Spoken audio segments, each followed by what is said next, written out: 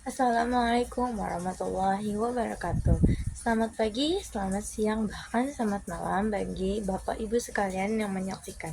Perkenalkan, nama saya Kaila Putri Fareza, di mana saya merupakan seorang mahasiswi dari Universitas Pamulang di program studi manajemen pada Fakultas Ekonomi dan juga Bisnis. Hari ini saya akan mempresentasikan sebuah artikel ilmiah yang berjudul Market Risk Spillover and the Asymmetric Effect of Macroeconomic Fundamentals on Market Risk Across the Vietnam Sector, yang ditulis langsung oleh Du Chong Phu dan juga Hung Le Puch Nguyen pada tahun 2024. Presentasi ini merupakan bagian dalam pemenuhan tugas dari mata kuliah manajemen risiko yang diampu oleh dosen saya, yaitu Bapak Yosi Wahid Indraman SEMM, di mana pada fokus pembahasan kita ini mengenai risiko pasar, khususnya bagaimana risiko tersebut menyebar antar sektor di Vietnam dan bagaimana faktor makroekonomi lain mempengaruhinya. Sedikit banyaknya, penelitian ini mengkaji fenomena yang sangat relevan dengan kondisi ekonomi global saat itu ya. Para peneliti menganalisis bahwa dampak risiko pasar dan efek asimetris dari 24 sektor di Vietnam selama periode 2012 hingga 2022, terutama saat menghadapi penurunan ekonomi secara global. Metodologi yang digunakan cukup sophisticated, yaitu teknik value at risk atau VAR untuk mengukur resiko pasar, dan juga model factor aggregation atau VAR untuk menganalisis spillover dan juga spillover efek antar sektor. Temuan utama yang menarik adalah bahwa risiko pasar Vietnam meningkat tajam selama peristiwa ekstrim. Yang lebih menarik lagi, penelitian ini mengidentifikasi pola yang cukup jelas dari sektor bahan bangunan, teknologi, dan juga sekuritas yang berperan sebagai penyalur risiko utama. Artinya, ketika sektor-sektor ini bergejolak, mereka akan menularkan risiko ke sektor lain.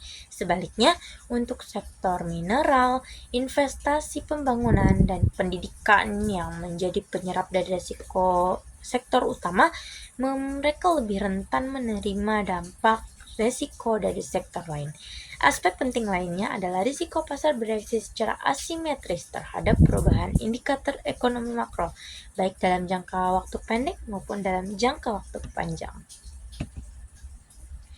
Untuk memahami konteks dalam penelitian ini, kita perlu melihat kondisi ekonomi secara global sejak tahun 2020, di mana dunia sedang menghadapi banyak peristiwa luar biasa sehingga menciptakan kekacauan ekonomi, geopolitik, dan juga ekologi secara bersamaan. Inflasi tinggi memaksa bank sentral di berbagai negara menerapkan kebijakan moneter yang ketat, yang pada akhirnya menekan anggaran rumah tangga. Di sisi lain, kita juga sedang menghadapi wabah COVID-19 dan juga konflik antara Rusia dan Ukraina yang mengganggu aktivitas ekonomi secara global yang masif, sehingga IFM bahkan memproyeksikan akan terjadinya perlambatan ekonomi global yang signifikan. Vietnam sebagai negara berkembang sangat rentan terhadap kondisi ini. Perlambatan ekonomi di negara-negara mitra dagang utama Vietnam seperti Amerika Serikat dan juga China atau Tiongkok langsung berdampak pada berkurangnya permintaan eksternal. Ini menciptakan tekanan ganda karena pemerintah negara berkembang seperti Vietnam juga menghadapi keterbatasan fiskal dalam mengatasi berbagai peristiwa ekstrim tersebut. Maka dari itu, inilah yang membuat penelitian ini tentang spillover risiko pasar antar sektor menjadi sangat relevan dan penting untuk kita pahami. Penelitian ini dirancang untuk menjawab 3 pertanyaan fundamental yang sangat penting bagi pemahaman risiko pasar di Vietnam, yaitu yang pertama, bagaimana pola penyebaran risiko pasar antar sektor di Vietnam? Pertanyaan ini penting karena membantu kita memahami sektor mana yang menjadi sumber risiko utama dan sektor mana yang paling rentan. Yang kedua, sejauh mana variasi risiko pasar di berbagai sektor di Vietnam selama peristiwa ekstrim? Ini cukup membantu kita dalam mengidentifikasi tingkat ketahanan masing-masing sektor dalam menghadapi guncangan ekonomi. Ketiga, bagaimana indikator ekonomi makro secara sistem asimetris mempengaruhi risiko pasar di berbagai sektor Vietnam dalam jangka pendek dan juga panjang. pertanyaan ini sangat krusial karena memberikan insight tentang bagaimana kebijakan ekonomi makro dapat berdampak berbeda pada sektor yang berbeda-beda pula. Maka dari itu, ketiga pertanyaan ini membentuk kerangka analisis yang cukup komprehensif untuk kita memahami dinamika risiko pasar di Vietnam. Sebelum melakukan penelitian ini, para peneliti sebelumnya telah melakukan review terhadap studi-studi sebelumnya dan menemukan beberapa gap yang signifikan dalam literatur yang ada. Sebagian besar penelitian sebelumnya mengabaikan aspek-aspek spillover risiko pasar di seluruh sektor. Ini adalah kelemahan serius karena dalam ekonomi modern, sektor-sektor sangat saling terkait. Lebih mengejutkan lagi, belum ada analisis spillover risiko pasar yang khusus dilakukan untuk Vietnam, padahal negara ini layak mendapatkan perhatian lebih, terutama selama masa-masa sulit seperti saat itu. Yang lebih penting lagi, analisis dalam penelitian-penelitian sebelumnya tidak membahas efek asimetris jangka pendek dan jangka panjang dalam indikator ekonomi makro terhadap risiko pasar. Ini adalah aspek yang sangat krusial karena respon pasar terhadap berita baik dan berita buruk seringkali tidak simetris. Gap-gap inilah yang menjustifikasi penelitian ini. Para peneliti berusaha mengisi kekosongan dengan melakukan analisis spillover risiko pasar yang komprehensif dan eksplorasi efek simetris indikator ekonomi makro terhadap risiko pasar khusus untuk Vietnam. Untuk menjawab pertanyaan penelitian, para peneliti menggunakan 3 metodologi utama yang saling melengkapi, yaitu yang pertama ada value at risk yang digunakan untuk mengukur risiko pasar pada setiap sektor. Ini adalah metode standar dalam manajemen risiko yang memberikan estimasi kerugian maksimum yang mungkin terjadi dalam periode tertentu dalam tingkat kepercayaan tertentu juga. Metode ini umumnya sangat cocok untuk mengukur eksposur risiko sektor-sektor individual. Dan juga yang kedua ada sector auto-regression yang digunakan untuk menganalisis spillover atau limpasan risiko antar sektor. Model ini sangat powerful dalam menangkap hubungan dinamis antar variabel, dalam hal ini antar sektor. Model ini memungkinkan kita untuk melihat bagaimana guncangan di suatu sektor dapat berdampak pada sektor-sektor lain. Dan juga yang ketiga ada non-linear autoregressive distribution lag atau NARDL yang digunakan untuk mengukur efek asimetris indikator ekonomi makro. Model ini sangat cocok untuk menangkap respon yang berbeda terhadap shock positif dan juga negatif yang merupakan inti dari analisis asimetris. Kombinasi ketiga metodologi ini memberikan kita framework analisis yang lebih komprehensif dan juga robust untuk memahami dinamika risiko pasar di Vietnam. Salah satu temuan yang paling menarik dari penelitian ini adalah identifikasi yang jelas antara sektor penyalur risiko utama dan juga sektor penyerap risiko. Maka dari itu, mari kita bahas penyalur risiko utama terlebih dahulu, yaitu sektor bahan bangunan, teknologi, dan juga sekuritas. Sektor-sektor ini adalah sumber atau titik awal penyebaran risiko ke sektor-sektor lain. Ketika sektor-sektor ini mengalami guncangan atau ketidakstabilan, mereka cenderung menularkan risiko tersebut ke sektor lain. Mereka memiliki pengaruh yang sangat kuat terhadap stabilitas sektor lain. Mengapa sektor-sektor ini menjadi penyalur risiko? Karena sektor teknologi dan sekuritas umumnya sangat relatif sensitif terhadap sentimasi pasar dan perubahan ekspektasi investor. Ketika tidak ada kepastian, investor cenderung menjual saham, teknologi, dan sekuritas terlebih dahulu. Sektor bahan bangunan juga sangat terkait ya dengan siklus ekonomi dan juga investasi infrastruktur.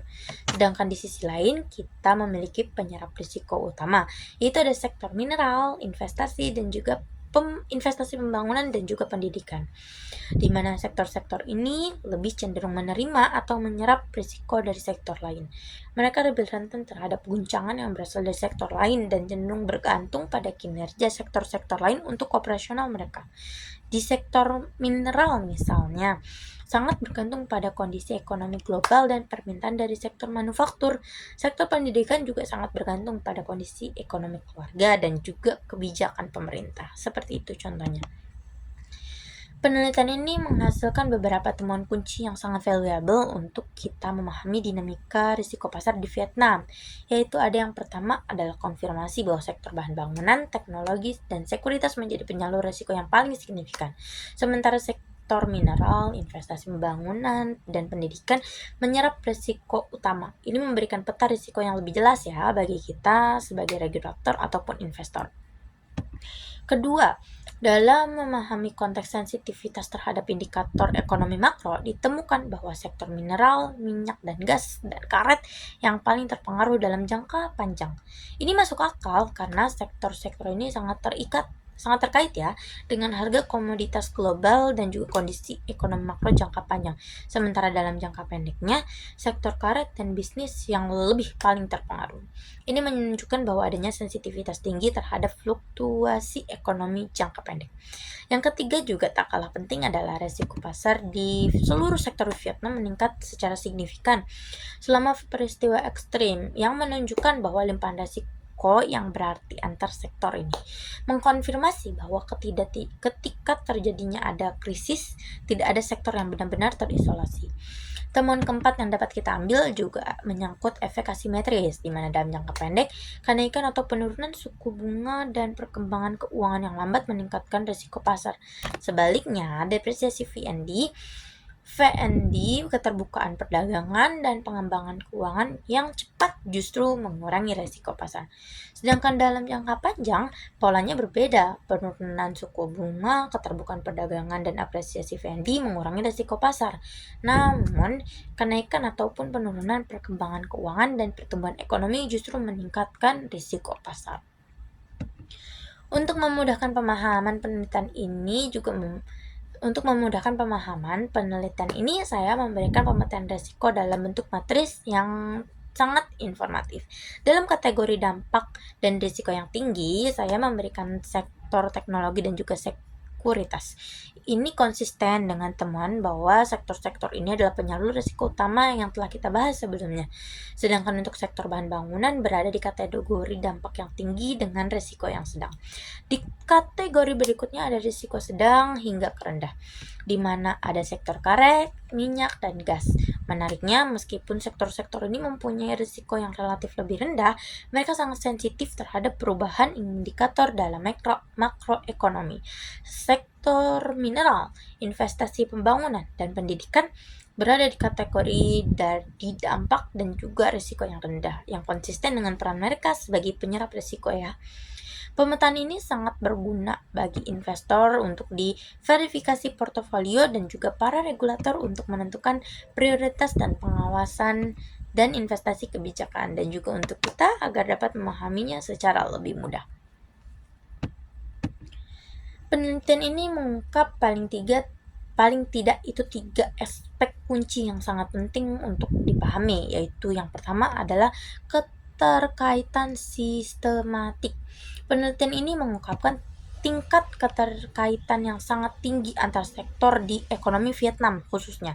Ini memperkuat risiko sistematik selama peristiwa ekstrim, yang dimana artinya adalah ketika satu sektor mengalami masalah, dampaknya akan menyebar secara cepat ke sektor-sektor lain.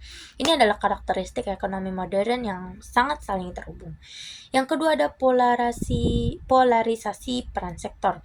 Sektor-sektor tentu berkembang menjadi pembawa ataupun penerima risiko sistemik. Ini menunjukkan bahwa adanya dinamika kekuatan struktural dalam ekonomi Vietnam. Pemahaman tentang polarisasi ini sangat penting bagi strategi manajemen risiko supaya lebih efektif. Ketiga, adanya sensitivitas asimetris, respon risiko pasar yang berbeda terhadap kenaikan versus penurunan indikator ekonomi makro menunjukkan mekanisme transisi risiko yang sangat kompleks. Ini berarti kebijakan ekonomi tidak dapat didasarkan pada asumsi bahwa hanya dampak positif dan negatif yang akan simetris. Maka dari itu, ketiga aspek ini memberikan insight yang mendalam tentang bagaimana risiko beroperasi dalam ekonomi Vietnam dan memberikan foundation untuk pengembangan strategi manajemen risiko yang lebih sistematis dan juga efektif. Meskipun memiliki fokus utama dalam penelitian ini adalah pada risiko pasar keuangan, penting untuk memahami kaitannya dengan dinamika pasar kerja ya teman-teman semua, di mana dinamika pasar kerja merujuk pada sektor-sektor seperti kemajuan teknologi, demografi, dan juga ekonomi yang sangat mempengaruhi penawaran dan permintaan tenaga kerja. Pemahaman tentang dinamika ini sangat penting tentunya bagi semua stakeholder. Bagi pemberi kerja, memahami dinamika ini penting untuk mengetahui permintaan tenaga kerja di industri mereka sehingga dapat membuat keputusan perekrutan yang lebih tepat. Sedangkan untuk para pencari kerja, pemahaman ini membantu mereka mengetahui di mana peluang pekerjaan berada dan keterampilan apa sih yang diperlukan untuk membuat pilihan karir yang lebih tepat. Dalam konteks penelitian ini, sektor-sektor yang menjadi penyalur resiko seperti teknologi mungkin mengalami volatilitas yang tinggi dalam kebutuhan tenaga kerja. Sementara sektor dalam penyerapan risiko yang sebenarnya telah kita bahas lebih memungkinkan untuk memberikan stabilitas pekerjaan yang lebih baik dalam jangka waktu yang cukup panjang. Sedangkan untuk kesimpulannya, penelitian ini memberi kontribusi yang sangat valuable dan juga menyediakan pemetaan yang komprehensif ya tentang dinamika risiko pasar di ekonomi Vietnam yang sedang sangat berkembang pesat. Teman-teman yang dihasilkan juga menggarisbawahi pentingnya pendekatan yang terfokus dalam manajemen risiko di tingkat sektoral dan pembangunan ekonomi yang berkelanjutan. Ini bukan hanya academic exercise, tetapi juga memiliki implikasi praktis yang sangat penting. Karena dengan memahami jaringan kompleks limpahan risiko antar sektor dan respon asimetris terhadap indikator ekonomi makro, para pemangku kepentingan ini dapat menghubungkan strategi yang lebih efektif untuk mengelola risiko di lingkungan ekonomi yang kompleks dan juga yang saling terhubung. Dan yang paling penting, Vietnam memiliki kesempatan emas untuk memperkuat daya tahannya terhadap peristiwa ekstrim di masa depan. Caranya adalah dengan mengembangkan pendekatan yang lebih tepat sasaran dan berbasis bukti terhadap manajemen risiko pasar sektoral. Penelitian ini memberikan fondasi yang solid ya untuk pengembangan kebijakan strategi investasi yang lebih informatif dan juga efektif. Maka dengan demikianlah presentasi saya terkait analisis spillover resiko pasar dan efek asimetris fundamental makroekonomi terhadap resiko pasar di berbagai sektor di Vietnam telah selesai. Untuk itu mohon maaf atas segala kekurangan yang tidak bisa saya sebutkan atau bahkan tidak saya pahami sejak awal, dan juga untuk kekurangan informasi ataupun dalam segala aspek kekurangannya saya ucapkan mohon maaf yang sebesar-besarnya. Untuk itu terima kasih atas perhatian teman-teman semua. Saya juga siap memberikan jawaban untuk beberapa pertanyaan yang mungkin akan diberikan oleh teman-teman semua. Untuk itu kurang lebihnya saya ucapkan mohon maaf dan juga terima kasih yang sebesar-besarnya. Wassalamualaikum warahmatullahi wabarakatuh.